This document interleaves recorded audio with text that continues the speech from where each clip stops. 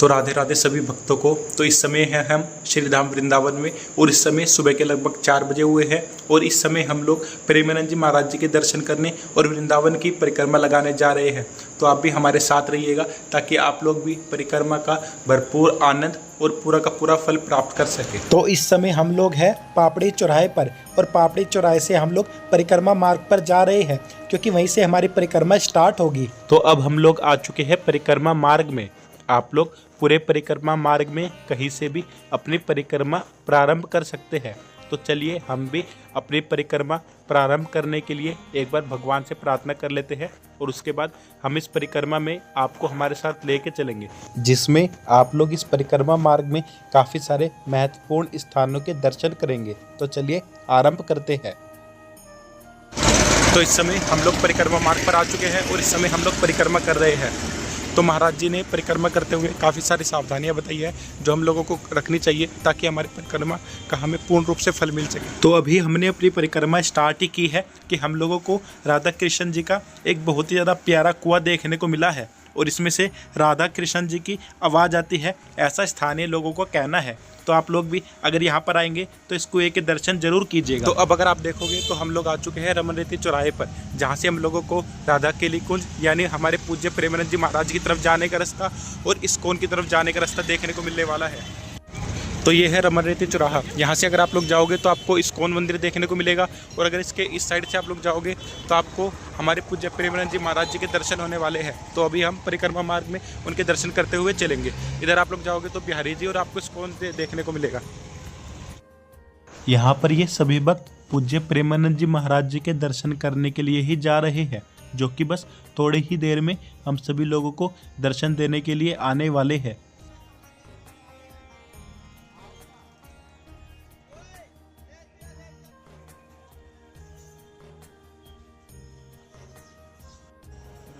यहाँ पर सभी भक्त बहुत ही ज़्यादा बेसब्री के साथ पूज्य महाराज जी के आने का इंतज़ार कर रहे हैं और आप सभी लोग देख ही पा रहे होंगे कि यहाँ पर तो पैर रखने की भी जगह नहीं है, लेकिन फिर भी हम लोग चलते हैं, कोई अच्छी सी जगह ढूंढते हैं जहाँ से हम लोग पूज्य महाराज जी के सुगमता से दर्शन कर पाए और आप लोगों को भी करा पाए।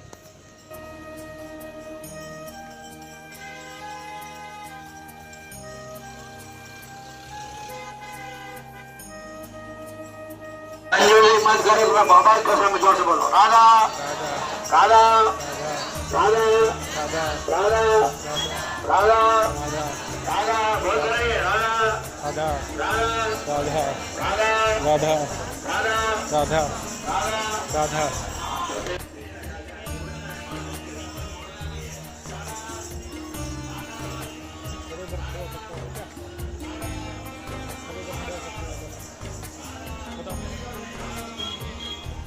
तो देखिए भक्तों, श्री जी की कृपा से हमें एक जगह तो मिल गई है, लेकिन ये जगह थोड़ी सी रिस्की है क्योंकि अगर आप लोग देखोगे तो बिल्कुल सामने ही हमारे नाला जा रहा है और अगर हमने थोड़ा सा भी लापरवाही करी तो नाले में गिर सकते हैं। अब क्या करें, हमारे पूज्य महाराज जी को देखने के लिए भक्तजन ही इतने ज़्यादा इकट्ठे हो गए हैं कि हमारे पास और कोई जगह ही नहीं बची जहाँ पर हम खड़े होकर पूज्य महाराज जी के दर्शन कर सके। हालांकि अगर ऐसे भी हम लोगों को पूज्य महाराज जी के दर्शन हो जाए तो वो भगवान के दर्शन होने के समान ही है। तो भक्तों, महाराज जी को आने में अभी भी 1 घंटा था, तो हम तो थोड़ी देर वहाँ पर बैठ ही गए थे।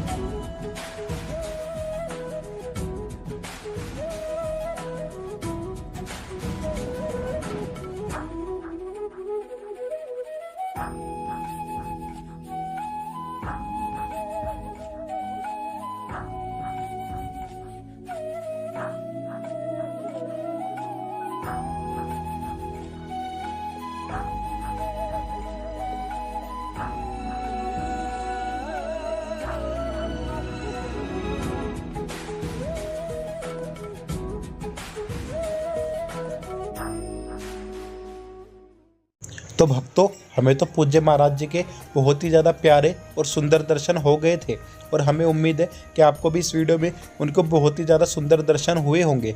तो अब हम लोग चलते हैं हमारी वृंदावन की परिक्रमा करने। और अब हम प्रेमानंद जी महाराज जी के दर्शन करने के बाद अपनी परिक्रमा वापस से स्टार्ट कर चुके हैं और अब हम फटाफट से आपको परिक्रमा मार्ग पर पड़ने वाले बाकी मंदिरों के दर्शन कराएंगे।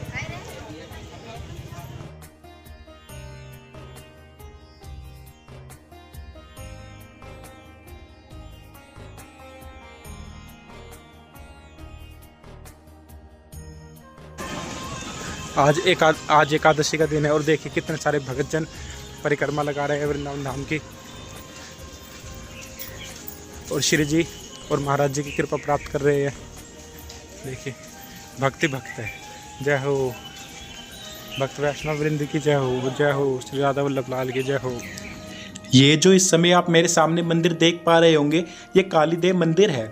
जी हाँ, यही वो मंदिर है जहाँ से लगभग 5000 साल पहले हमारे प्रभु श्री कृष्ण ने कालिया के ऊपर छलांग लगाई थी और उसके बाद उसका मान मर्दन किया था। यही वो कदम का पेड़ है जो इस समय आप देख पा रहे होंगे, जो कि लगभग 5500 साल पुराना है। और आज भी यहाँ पर हम लोगों को, अगर आप लोग ध्यान से सुनोगे और अनुभव करने की कोशिश करोगे, तो श्री कृष्ण के दर्शन और अनुभव होते हैं।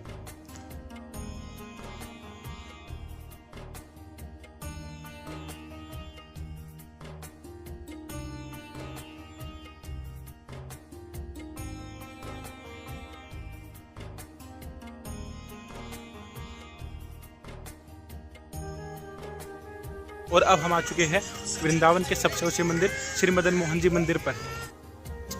ये मंदिर इस समय तक वृंदावन का सबसे ऊंचा मंदिर है, लेकिन आगे आने वाले समय में वृंदावन में और भी काफ़ी सारे मंदिर बन रहे हैं जो कि इस मंदिर से ज़्यादा ऊंचे होने वाले हैं, जिनमें से एक तो सबसे मुख्य मंदिर वृंदावन चंद्रोदय मंदिर ही है।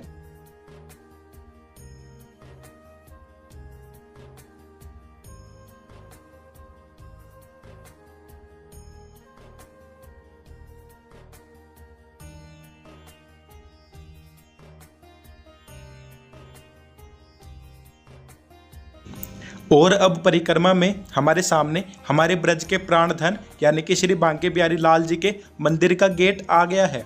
हालांकि आप इस रास्ते से भी जा सकते हो, इसके अलावा भी बांके बिहारी जी जाने के काफ़ी सारे मार्ग और भी है। तो अभी हमें परिक्रमा करनी है, इसलिए हम अभी इस मंदिर में नहीं जाएंगे और उसके बाद इस मंदिर में जाएंगे। पहले अपनी परिक्रमा पूरी करेंगे।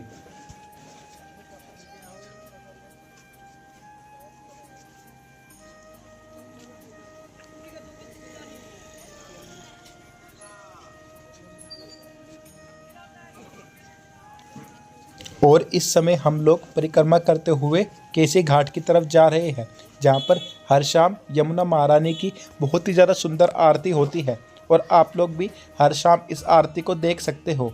खैर, उससे पहले हम लोगों को काफ़ी सारी गाय माता भी देखने को मिलने वाली है। तो अगर आप लोगों के पास समय हो और आप लोग अगर कुछ दान दक्षिणा करना चाहो तो आप गाय माता को यहाँ पर चारा भी डाल सकते हो। तो अब हम लोग आ चुके हैं भ्रमर घाट पर, जहाँ से केसी घाट यानी कि वो स्थान जहाँ पर यमुना महारानी जी की आरती होती है बस थोड़ी ही दूरी पर रह जाता है। और यहाँ से हम लोगों को यमुना महारानी जी के बहुत ही ज़्यादा सुंदर और मनमोहक दर्शन होने लगते हैं। तो आप लोग भी हमारे साथ यमुना महारानी के इस मनमोहक दर्शन को कीजिए और हमारे साथ परिक्रमा को आगे बढ़ाइए।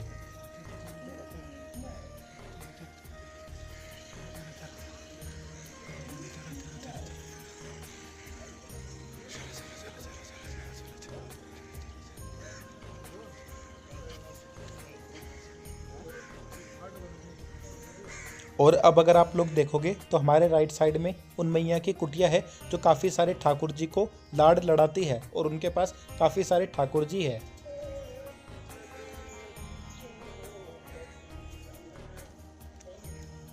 और अब हम यमुना मैया के बहुत ही ज़्यादा नज़दीक आ चुके हैं।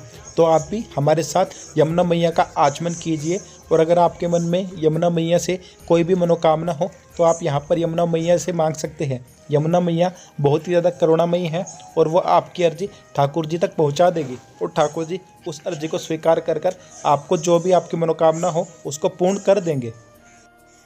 और ये है हमारा प्यारा केसी घाट, जहाँ पर आगे जाकर बैठने की जगह भी बनी हुई है, जहाँ पर आप लोग बैठकर यमुना जी के आराम से दर्शन कर सकते हो। तो चलिए हम भी चलते हैं केसी घाट के दर्शन करने।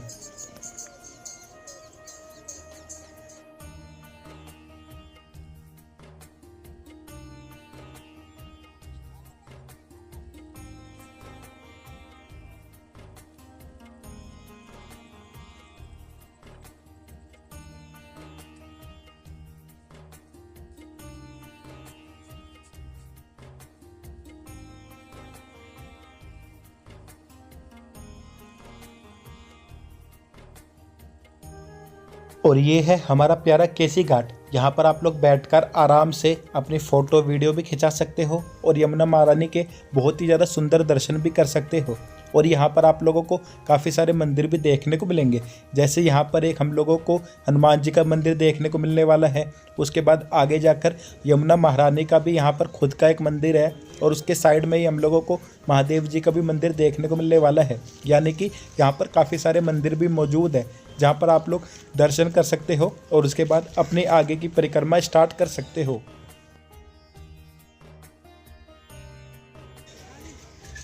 और अब हम लोगों ने केसी घाट को क्रॉस कर लिया है और अब हम लोग आगे जगन्नाथ घाट की तरफ जा रहे हैं, जहाँ से हम लोगों को कह सकते हैं कि परिक्रमा का सेकंड फेज स्टार्ट होगा।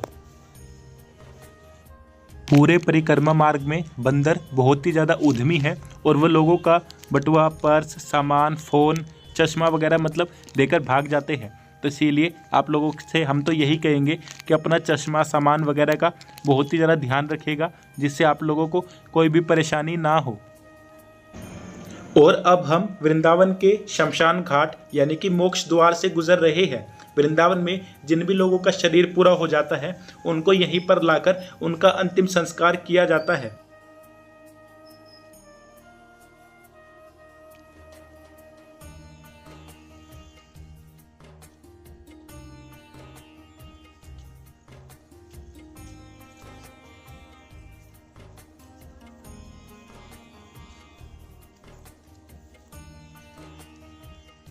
और अब हम लोग जगन्नाथ घाट के ऊपर पहुंच चुके हैं। यहाँ पर हम लोगों को जगन्नाथ जी और बलदेव जी की बहुत ही ज़्यादा सुंदर मूर्ति देखने को मिलती है। तो अगर आप लोगों के पास समय हो तो आप लोग यहाँ पर भी दर्शन कर सकते हो। और अब हम वृंदावन धाम के सबसे ज़्यादा गुप्त स्थानों में से एक में आ चुके हैं, जिसका नाम है तटिया स्थान। और ये स्थान वृंदावन का एक बहुत ही ज़्यादा गोपनीय स्थान है, जहाँ पर ऐसा कहा जाता है कि आज तक भी कलयुग का प्रवेश नहीं हुआ है।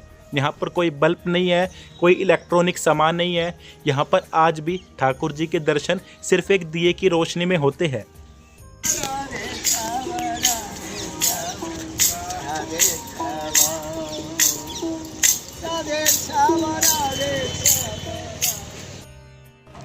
और अब हम आपको ठाकुर जी के एक बहुत ही ज़्यादा गुप्त स्थान पर लेकर जा रहे हैं, जिस स्थान का नाम है श्री राधा बावड़ी। जी हाँ, अगर आप लोगों ने राधा बावड़ी के बारे में सुना होगा तो आप लोगों को पता ही होगा कि राधा बावड़ी वो स्थान है जहाँ पर ठाकुर श्री हरिदास जी का जन्म हुआ था। ठाकुर श्री हरिदास जी वही हैं जिन्होंने बांके बिहारी लाल जी को प्रकट किया था, जो कि वृंदावन का सबसे बड़ा मंदिर है और सबसे ज़्यादा प्यारे ठाकुर है। तो उन्हीं ठाकुर श्री हरिदास जी का जन्म यहाँ पर हुआ था।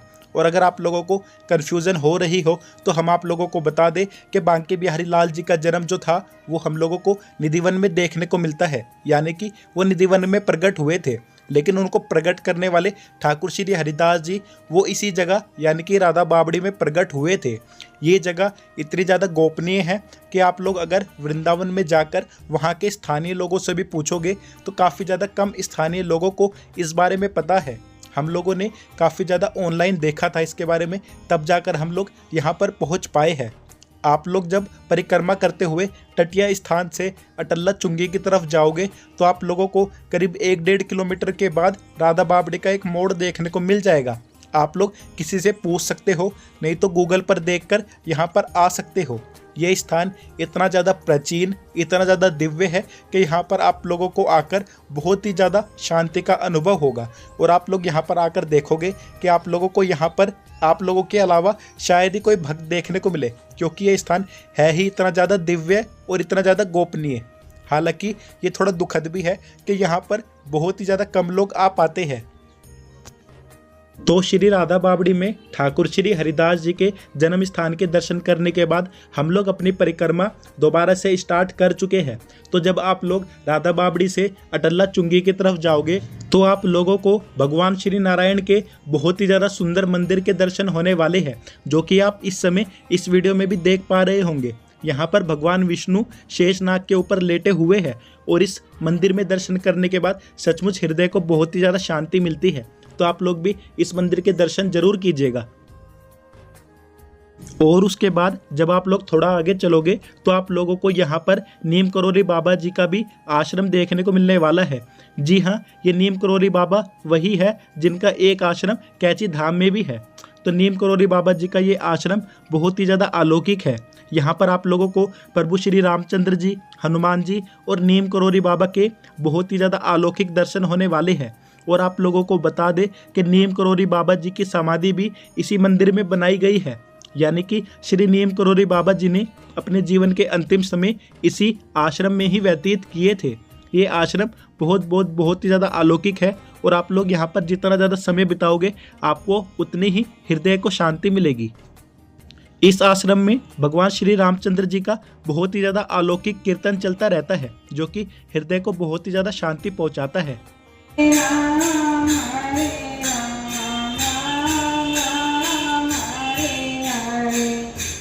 और अब हम लोग अटल्ला चुंगी पर पहुंच चुके हैं, जहां से अगर आप लोगों को आगरा, दिल्ली या मथुरा जाना हो, आपकी ट्रेन हो, बस हो या कुछ भी हो, तो आप यहां से बहुत ही ज़्यादा आसानी से जा सकते हैं।